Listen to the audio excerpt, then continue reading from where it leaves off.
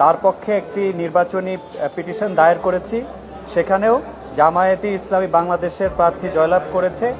সেখানে আমরা ৮০টি কেন্দ্রের ফলাফল সেখানে পোলিং শিট দেখিয়েছি এবং দেখিয়েছি সেখানে জোরপূর্বক পোলিং এজেন্টদেরকে বের করে দেওয়া হয় এবং বিভিন্ন ত্রুটি দেখা যাচ্ছে পোলিং শিটগুলোর মধ্যে।